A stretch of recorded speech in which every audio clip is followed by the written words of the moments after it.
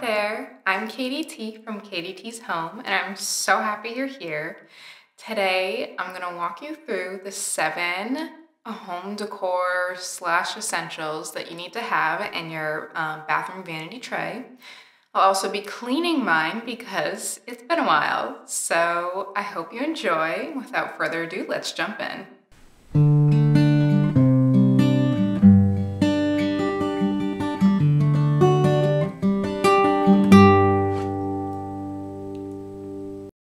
So before I get started on the 7 bathroom vanity tray decor essentials for a small and organized bathroom, I want to offer a freebie. I created this label way back when for my vinegar solution, which is just lemon peels and vinegar and water. But if you would like to take advantage, you should check out my website. It will be in the link below. And while you're there, don't forget to check out my online storefront. I have tons of digital downloads that you might be interested in. The style's a little bit different than the vinegar solution, but they're still beautiful nonetheless. So to get right in, the first thing that you want to do is clean the area. This tray really doesn't collect much dust or anything, so just a minor sweeping to get any particles that may have been there. But the objective is to kind of clean as you go. You have to, start with the area that gets covered because dust does get behind the tray. And then once everything is back where it should be, then cleaning the final countertop. And for those of you that don't know what a bathroom vanity tray is, it's just a tray that you can put on the vanity in your bathroom that holds all of the essentials and decor pieces. And I've had mine since I can remember, and it's been great, which leads me to my first must-have in this tray, and that would be to have decorative greenery as an accent. So every tray is going to look a little different, as it should. Your decorative vanity tray might be a little larger or smaller, but adding greenery is definitely a must because it gives depth in the areas that it needs it, and then it adds a pop of color that will stand out against the natural neutral colors. The next essential that you should include is to have face cloths or bath towels. This will be super important if you have guests over, if it's for a guest bathroom. But either way, having these readily available will be super handy, and they also will give a spa-like ambience. And I mean, speaking from experience, who wouldn't want that?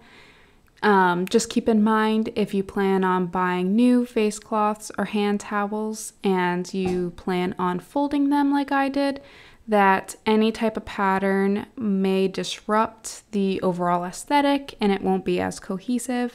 So if this is a fear, just stick with a solid color, you'll be fine. And next up on the list are these decorative containers.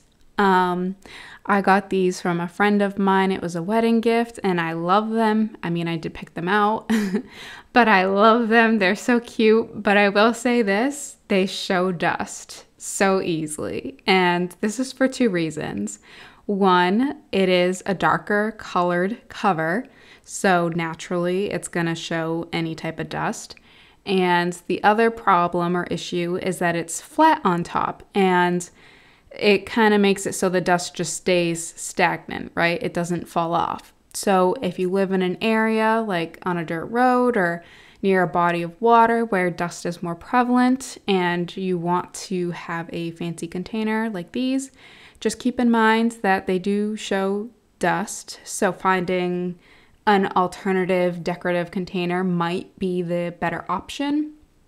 But I will put links to these and the bath towels in the description below, so be sure to check that out if you're interested. But overall, you should have some type of decorative container, especially to hold all of those little essentials like Q-tips, cotton balls, whatever floats your boat, bobby pins, hair elastics. Like, there's really endless opportunities to use these decorative jars. So next up on the list of things that you should include in your bathroom vanity tray as an essential, not necessarily decor, but you could make it decorative, is to have a hand cream or moisturizer. This is huge, mainly for the sake of guests. If they wash their hands, hopefully they do, and they want to use some hand cream, especially during flu season when having dry skin, dry hands is certainly not good because that makes you more susceptible to getting sick. At least that's what I'm told. Don't quote me, but that is what I'm told. So making sure that your hands are well moisturized would be a good thing, you know, and having the moisturizer readily available for your guests to use would be, I'm sure, welcomed with open arms. Just make sure that your moisturizer isn't expired because they do, in fact, get old. And if you were to make this decorative, you could put it in a nice glass container. But again, make sure that it's not expired. I mean, if it's glass, like a glass container, maybe take a marker and write the date on the bottom. I'm sure you could always use like a rubbing alcohol or sanitizer to remove the date if need be. I know for me personally, I want to make a homemade moisturizer. I do already have one. It's just a simple, basic 2-ingredient one. I'll put a link to it below for a facial moisturizer. And it's okay. It's not my favorite, but I do have sensitive skin, so it does the trick. It's better than my face burning. But I do want to make one that is for the hands. So if any of you have any tips, just feel free to comment below. I'd love to hear them. But this brings me to my next point and next item to add, and that would be to have a candle in your bathroom vanity tray. And I'll be honest, I'm not a big candle person, mostly because there are toxic ingredients in candles. But this candle was given to me as a gift, and it does look really nice. So I think I can make it work. I'll let it slide. But I do have a article on how I made a non-toxic, 100% organic, mostly actually, now that I think about it, it's not 100%, but mostly organic candle from beeswax. And I also added maple syrup to it. So check it out if it interests you. But next up on the list, we have a live plant. And I know my snake plant looks like it's seen better days. I repotted it, and it was repotted a while ago. I'm trying to think of what exactly happened, but let's just say it didn't do well, so it's a little droopy, but new life is coming back. So, I mean, here we are. I didn't kill it. That's what matters.